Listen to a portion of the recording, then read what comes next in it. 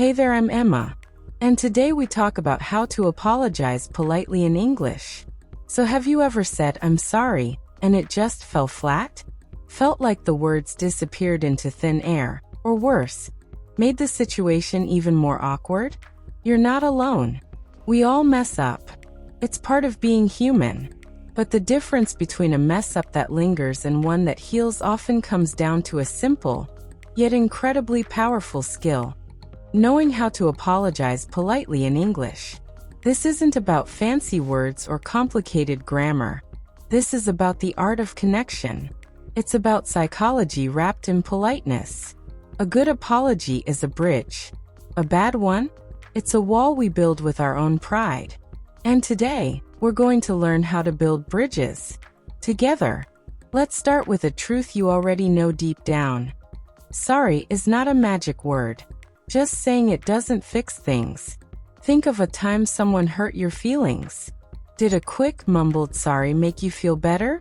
Probably not. You needed more. You needed to feel seen, heard, and understood. That's what we're aiming for. So, let's break it down. A polite, effective apology has a few key parts. Think of them like ingredients in a recipe. Miss one, and the whole thing might not taste right. The first ingredient is the simplest, yet the hardest: the specific admission. You have to name what you did. Not vaguely. Specifically. Don't say, "Sorry for being late." That's weak. It's foggy.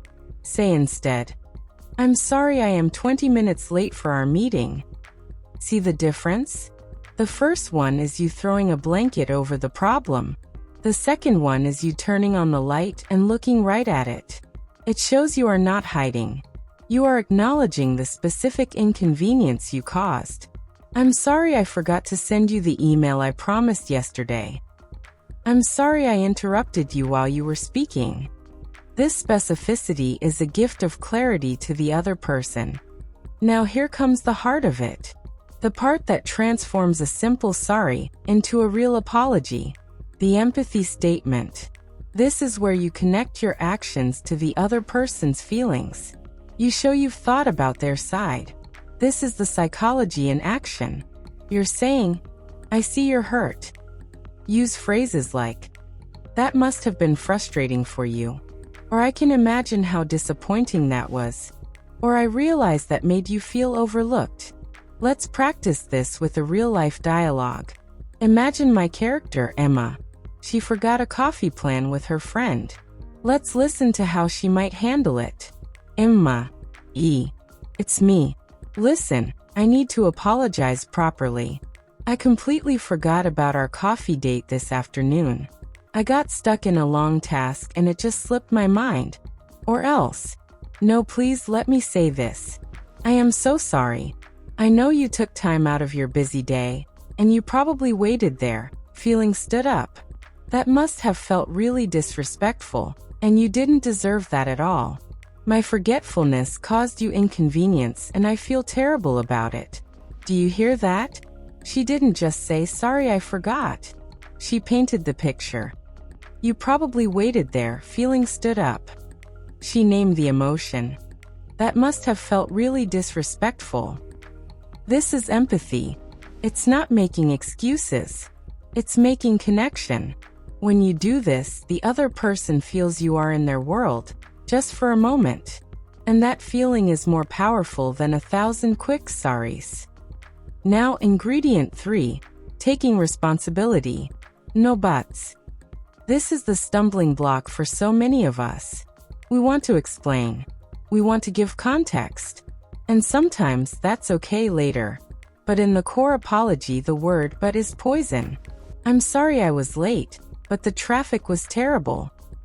What does that really sound like? It sounds like you're saying, "I'm sorry, but it's not really my fault." You've just taken the apology back. You've built a little shield. Put the shield down. Own it. "The traffic was terrible, and that's why I'm late. I'm so sorry." See, the reason comes first, or maybe after, but it's not attached with a "but" that cancels out the regret. Let's check in with Emma. Maybe her friend is explaining how she felt. You're right. It's not the first time I've been forgetful lately. There's no excuse for it. I should have set an alarm. I should have been more mindful. This is on me. No excuses. Just clean, simple responsibility. It's difficult to do. It makes us feel vulnerable. But vulnerability is the doorway to trust. When you stop defending yourself, you create space for the other person to stop attacking. It's a quiet magic. Now, what about the future? This brings us to our fourth ingredient. The repair offer or promise of change. An apology is about the past. But a good apology points toward the future. It shows you want to make things better, or at least different next time. It answers the other person's silent question. Will this happen again? It doesn't have to be a huge promise. It can be simple. To make it up to you, can I take you for coffee next Tuesday? My treat, and I'll set 3 reminders. Or, going forward, I'm going to use a calendar for all our plans. I don't want my carelessness to hurt our friendship again. This step turns your regret into action. It gives the other person something to hold on to besides the hurt. Let's see Emma try this. Emma, I want to make this right. Can I please cook dinner for you on Friday? A proper chance to catch up, with no distractions from me. And I've already put a recurring note in my phone to be more present with our plans. Your time is important to me. This is the bridge being built. It's a concrete plan. It's a new behavior. It's hope. Now there's a final, subtle ingredient. The graceful exit. After you've said your piece, you have to let go. You've offered the apology. It is now a gift. And a true gift has no strings attached. You cannot demand how the other person should feel or react. You might say, I understand if you're still upset.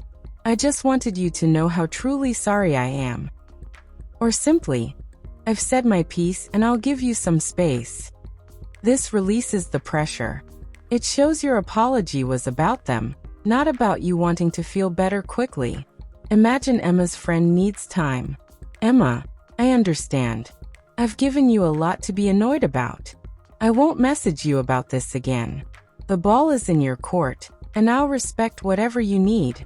Thank you for hearing me out. And then she stops. She lets it be. This is perhaps the most polite part of all. It's respect for the other person's emotional process. So we have our recipe: specific admission, empathy, responsibility, repair, and graceful exit. But how do these sound in different, everyday situations? Let's flow into a few more quick, real-life dialogues. These are your training wheels. Listen to the music of a good apology. Scenario: at work. You sent a report with a big mistake to your boss. Emma, hi Sam, do you have a quick moment? I need to apologize for the financial report I sent this morning. I've just realized I used last quarter's data in the first section. That was a serious oversight on my part. Or else, I know you were relying on that to prepare for the client meeting. That must have caused you a major headache and wasted your time. I take full responsibility. There's no good reason for that error. Or else, I've already corrected the data and resent the report, highlighting the changes. I've also created a new checklist for myself for data verification, so this doesn't slip through again. Please let me know if there's anything else I can do to fix this. Scenario: with a partner. You said something harsh in an argument. Hey, can we pause for a second? I need to apologize for what I said earlier, about you being irresponsible. That was a cruel thing to say, and it came from my anger, not from the truth. Or else, I can see how much that hurt you. My words were designed to wound, and that's not who I want to be with you. I was wrong to speak to you like that. Or else, I am going to work on walking away when I'm that angry, so I don't say things I can't take back. Your feelings are important to me, and my comment dismissed them. I am truly deeply sorry. Hear the flow? Specific, empathetic, responsible, focused on change. Now let's talk about tone. Politeness is carried in your tone as much as your words. A polite apology is soft but clear. It's slow enough to be sincere. It avoids a defensive edge. Practice saying your apologies out loud. Hear the difference between a mumbled, fast "sorry about that" and a calm, steady "I owe you an apology." Your voice should go down at the end, not up. A rising tone can sound like a question, like you're not sure. You need to be sure in your regret. And a little humor? Sometimes, very carefully, it can help. Not to make light of the situation, but to show you're human. After a sincere apology, you might add, "I promise my brain is usually attached to my body," or "I'm going to rename my phone remember stuff so I listen to it." But only if it feels right. Only after the heavy emotional lifting is done. Humor is the decoration on the bridge, not the foundation. This whole process, this way of apologizing, it's not just about social rules. It's a philosophy of relationships. It's the understanding that when we hurt someone, we fracture a tiny piece of our shared world. A true apology is the gentle, careful act of repair. It says, "You matter to me. Our connection matters to me more than my ego." It takes courage. It's easier to be vague, to make excuses, to hope time will fix it. But time doesn't fix things. People do. And we do it with brave, polite, thoughtful words. So the next time you know you've messed up, don't just say sorry. Take a deep breath. Step into their shoes for just a moment. Name your mistake. Connect to their feeling. Own it fully. Offer a new way forward. And then let it go. You might be surprised. You're not just healing a rift.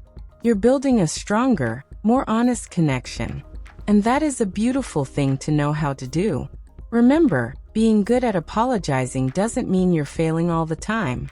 It means you're brave enough to be accountable when you do. And that is a sign of real strength. Go be a bridge builder. Okay, bye.